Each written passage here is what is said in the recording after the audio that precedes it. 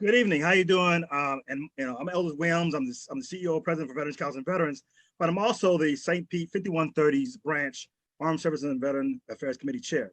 And we had decided, as part of the committee, we want to observe Black History Month by providing weekly interviews with African American veterans who have contributed in the military during their service. Last week, we got a chance to hear about Gunnery Sergeant Aubrey McDade, and he was awarded the Navy Cross. And the significant part about Audrey is that Audrey is only the second African American to achieve this this medal. The first one being Dorian Miller. Well, today we got even something more exciting. I'm excited about, and here's a video real quick.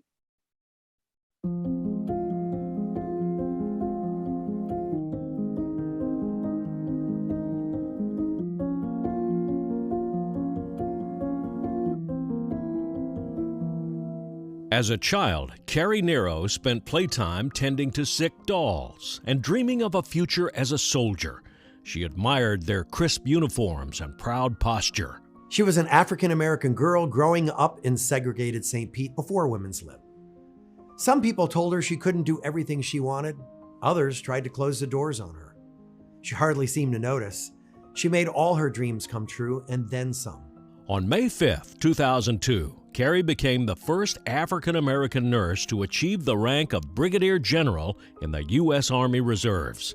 She was chief nurse of the 3rd Medical Command, the Desert Medics, responsible for combat troops. As a civilian, she was the first director of minority health at the Pinellas County Health Department, leading efforts to address disparities in care. Her work laid the foundation for Florida's Healthy Start, which provides free services to pregnant women and young children. At home, Carrie and her husband Joe were raising 2 sons, Joe Jr. and Orgelan, and devoting countless volunteer hours to the nonprofit they co-founded in 1979, the Florida Parent-Child Center. And Carrie went back to school again and again. At 17, she had graduated from Gibbs High School's practical nursing program and went to work at then-segregated Morton Plant Hospital. African American patients were crowded into the hospital's basement, and very few staff were allocated to work with them. Carrie wanted to make a difference. She wanted the skills to be a leader, and she realized the best thing she could do was to further her education. She believed that education could surmount any obstacle. After being tapped as one of 3 nurses to integrate Mound Park Hospital, now Bayfront Health St. Petersburg, she enrolled at what was then St. Petersburg Junior College and earned an associate degree, becoming a registered nurse. In 1975, she earned a bachelor's in behavioral and social sciences at USF, then master's and doctorate degrees in education, and finally, what she wanted all along, a full-fledged nursing degree. She joined the Army Reserves in 1975 and took advantage of every educational opportunity it had to offer too, including moving to Pennsylvania for a year to attend War College. Throughout her career, she was often the only woman or the only African American in the room, which can be lonely and intimidating. Well, she was neither. She encountered instructors who tried to ensure she'd fail, and she didn't. She learned as an operating room nurse that the best surgeons didn't care about race or color. They just wanted scrub nurses who knew what they were doing. And Carrie was that nurse. The daughter of Leroy Williams and Grace Williams Blygen, Carrie and her sister, the late Willie Lee Knight, were raised mostly by their grandmothers, Carrie Williams and Cottie Palmer, who were adamant about doing well in school. Carrie's service continues today. She's a frequent volunteer at the USF College of Nursing and during the pandemic provided COVID vaccines to veterans. While she has been celebrated as a trailblazer and gifted leader, Carrie is pragmatic about her accomplishments. She's proud, yes, but mostly glad to have served and to have opened some doors for future dreamers. So thank you very much. So to no further ado, I would like to introduce to you Brigadier Carrie Nero to our show. So, how are you? How you doing? I'm Carrie Nero, and I'm a native of St. Petersburg. Actually, I was born in Tampa, Florida, moved to St. Petersburg at the age of 3, and this has become my home because I'm still here. as I go and come, St. Petersburg is always home to me. I grew up here with my sister, Willie Lee Knight, and we were very close. She's a couple years older than me, but we both were partners throughout life. She passed in, I think it was 1989, but her memories and her spirit is always with me. During my growing up years here in St. Petersburg, my grandparents were ministers. So instilled in me throughout my childhood was always put God first in everything you do. No matter what it is, you put God first and honor him, and he will supply your needs. So about me is the spiritual side of me, help me with my physical side, my emotional side. So whatever I've endured in life is because of my strong faith in God. Thank you. Yeah, hey, tell you what, in this show here, we praise God. It is no shame to that. So that's no. I feel the same way when it comes to God and being a believer. So Carrie, you mentioned you became a nurse, and I think you said you went there. Where did you go to school for nursing? I started my nursing career actually as a dual career in high school. I became a licensed practical nurse at age 16. My neighbor was a registered nurse, and she was also my instructor at Gibbs High. And we had an opportunity to do dual enrollment, to be in high school, and at the same time you could take a career or have a challenging opportunity to take something different. So I was, as you would say, an LPN in high school. So at age 16, passing state board. And then later, I went on to St. Pete College, which was Gibbs College, and received my registered nurse degree. Well, okay. And I know you mentioned earlier, I mean, well, you and I talked earlier, you had your husband at the time, Joe? Yes. Joe, and two boys. At the time with Joe, and I had one son. Mm-hmm. And Joe also attended St. Pete Junior College. It was junior college at the time, and was very inspirational. And as we went to school together and did many community projects together, even when I was in high school, Joe was actively involved with John Cott. So that was one of the community projects that we were able to look at the community and see that there was a great need for parents and their children to continue with education, because that's what we were trying to do at the time, is continue with education, educating ourselves. So when Joe would work evenings, he would see children playing in the streets and not much was being done with homework. So he came up with the idea that what we could do to help parents with their children. So we actually rented a hall. It was St. Petersburg Library. And at that time, it was about $25 a month. And we solicited volunteers to help us tutor the children. We would take a van and go in the neighborhood, parents' permission, bring them to the center and tutor them. We had pharmacists and nurses working with us. And we started with just taking them back home and giving them an opportunity to get some, we called it some fun time, because we made education, learning be fun. And they were all excited about that. And parents were, of course, because there's a safe place for my child to be. And we're talking in the early 70s and 80s. Yeah, and I appreciate that. You know, one of the reasons that we're having this show is, you know, I'm the committee chair for our NAACP committee for 5130, and I wanted to make sure that we have the opportunity to introduce our African American veterans to the country, and specifically with the African American community. Can you tell us now? You know, one of the things you're known for, you have a lot of things you're known for, but you are the first African American nurse to achieve the rank of general officer in the reserves. Can you give us, we went on a little story. Can you give us a little bit of story about when you first was assuming command? I'd love to hear about that. Oh, my first day as a deputy commander for the 3rd Medical Command, which is the only deployable medical command in inventory. And my very first day was, I think it was in 2001. And it was kind of quiet in the country, not much going on, except that we were preparing for missions, but not as much as we were preparing for later in the year. That same year, we had the terrorist attack.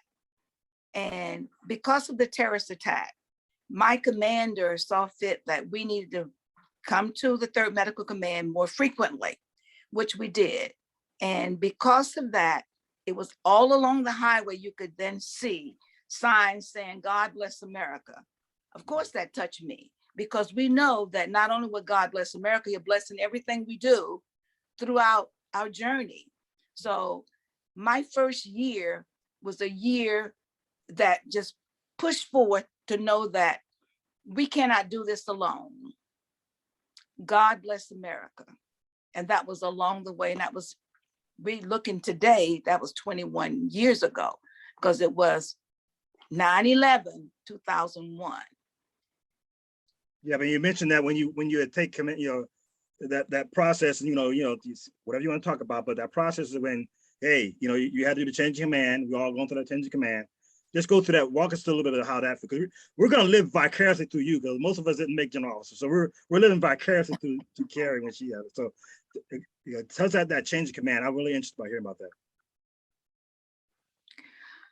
Well, as we're schooled and programmed, some things we can share and some things we cannot share. Right. But personally, my very first day was a day that, as we're changing command from the deputy commander, there were 2 deputy commanders, one for medical and one for administration. And I was deputy commander for the medical side of the 3rd Medical Command. The commander outgoing was leaving, and in my heart, we were in formation, and I said, would you pause with me for a moment as we sent the general off with blessings, and not saying anything, just a silent moment. And a silent moment can mean a lot to a lot of people. Mm-hmm. But when you take a silent moment and truly believe and receive and know that the mission you're about to embark is going to take another force. It's going to take that spiritual force along with the emotional force, along with the physical force. So at that moment, Carrie Nero paused. And not everyone wants you to pause, because they think when you pause, you're only praying. Mm-hmm. And how you believe what prayer is, and what I believe what prayer is, I believe. And I know that we serve a mighty God. And I know that at that moment, we had not faced the 9/11 attack. But just knowing that there are attacks like that and others that I'll be faced with, mm-hmm. I took that moment to thank God for the opportunity, quietly, silently, and then to bless us as we go through our journey. Mm-hmm. And I used the text always. Didn't know it was going to be 9/11, but I used Psalms 9:11. Psalms 91, verse 11. And he says, I'll give my angels charge over you in all your ways, not some, in all. So the Carrie Nero that you're looking at or talking with, know that if we believe, if we take self-control that God has given us, He'll give His angels to take charge of you in all your ways. So my walk as a brigadier general, my walk as a mother, my walk as a teacher, my walk as a grandmother, my walk as a community leader or servant is to serve people and know that in all my ways, God is with me and He's with us. Yes, I mean, I gotta say amen on that, because that is the truth as far as I'm concerned. So now, so this is a question I have for you, General Nero, that I'm very curious about. So when you joined the reserves, then was there a thought in your mind that you were going to be a general officer? To think clearly through that, when I joined the reserves in 1975, my goals were to be a servant in the community. It was an opportunity for me to work more with, and I was in public health at the same time, with my projects that I was doing to help minorities, particularly in our community. So when I joined the reserve, there was not a goal to be an officer or to look for ranks. And in reality, I didn't know that in the very beginning, that the different levels of advancement. But let me say this, that in 1990, it was the first Brigadier General Star awarded to the Nurse Corps in the reserve. So it's very early in our lifetime. 1990, the first Brigadier General slot was, and promotion to Brigadier General was in 1990. And that person, I got to meet her, Brigadier General Dorothy Parkington out of Washington, D.C. And with the course of the promotion, and we know that become a general, it is very prestigious and it's a lot that entails being a general. That I did not have the background or the information to know that in the very beginning in 1975. That was not a goal. My goal really was to be in the reserve and take the opportunity to help my community in any way that I could. And when I joined the reserves in my unit, there were only two minority officers, Major Foster, and there was a female Major General, not a general, Lieutenant, I think her name was Pearlie Floyd. Those were the two minorities in the unit that I joined. So you can see early on, the goals were just to get in the reserves and to serve the community and have an opportunity to serve our country. So that's the very beginning. Now, when you asked earlier, you said, how do you get selected to be a general? And that question comes about that you go before a promotion board, and that board then selects the best candidate that goes to the president of the United States. And then the president accepts that or not and sends it on to the Senate. So it's a Senate confirmation. So it's not that you just think about it 1 minute, it takes years of that. So at least 25, 30 years of service to get into that position. Did that really kind of tell you how it is to get to that position and to reach the rank of Brigadier General? Yeah, it does, because most of us don't even come close to reaching that rank. So us knowing that the mechanisms is important, and especially as African Americans, we don't know. Many officers who get that information early in their career, they begin to map out and seek out what they need to do to be successful to be a general. I did not have that opportunity, to plan my career and to seek that out. My planning was to be a servant. My planning was to get the opportunity. My planning was to know more about the travel, what was involved in the nursing realm, as far as the reserve component. And that was my goal. Wow, that's incredible, I tell you. And history making, I'm actually talking to somebody who's part of history. One of the things is, as you know, that now in 2022, women make up a bigger percentage of in the military and as well as veterans. Is there any kind of advice or encouragement you can give for women veterans, especially now, Florida is like number 3 when it comes to women veterans population. Is there any kind of advice or encouragement you can give these women and ladies who are watching this show? The first I would say is believing. And my belief is to put God first in your belief pattern. Then you got to believe in yourself. When you get a failure, don't look at the failure as being, this is the end. The failures become lessons to us. They become a teacher. So you let yourself, let that disappointment of yesterday make you forward to what can I do to make it better? How can I be more successful? So be persistent and find ways to help you to reach your goals. And then think about being a champion. You know, you are. We're not told that enough. We're looking more at the gender rather than at the position and in our abilities. So I said, be thankful, first of all, for the opportunities. And then stop doubting yourself. Believe in yourself and believe in God, and He's going to help you to be successful. And that power is within us. So I would share that push forward, don't doubt yourself, take self-control, and know that you can be all that you want to be with determination. It's not easy all the time, but we can do it. Well, thank you.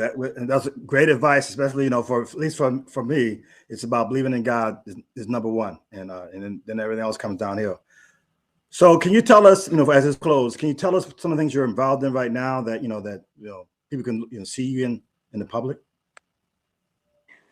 Yes, one of the major projects that we have coming up this month is February the 28th, is a conference to help military veterans and their families. It is veterans, counseling veterans. It is one of the programs that you, in fact, are spearheading, Major Elworth Williams, that it's a free event, and you can go online and register for that through Eventbrite. February 28th, it's a 3-day conference and it's free. And I'm going to be actively involved in that and helping our veterans and their families. And I think one of the major components is mental health. I believe that's one of the major components.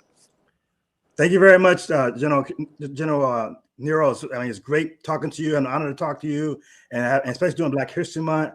And I tell you what, so I'm going to see you bright and early on February 28th. It's a 2-day workshop. February 28th at the Veteran Memorial Park in Tampa. Thanks, man, for sitting down and having this conversation. Thank you so much. I'm grateful to you. So once again, as General Nero just mentioned, so Veterans Counseling Veterans, you know, we realize that you strengthen the family, you strengthen the veteran. And to do that, we have to sit there and start providing services for them. So as General Nero mentioned, we have a veterans family mental health workshop, 2-day workshop on the 20th of February and 1st of March here in Tampa at Veterans Memorial Park. Go on Eventbrite, look for the title, and register. It's a limited event because of COVID, so please register as soon as possible. Strengthen the family, strengthen the veteran. Come out, educate, connect, and empower. Until then, this is Tony Williams and our episode on Black History Month, and interviewing our veterans who made a significant contribution during the service. I'll see you our next two events will be the Mumford Point Marines, and we're also talking to General Timothy McKeithen. And last but not at least, we're gonna have a round table of Sergeant Majors, and I call it Truth to Power. Until then, it's Tony Williams out.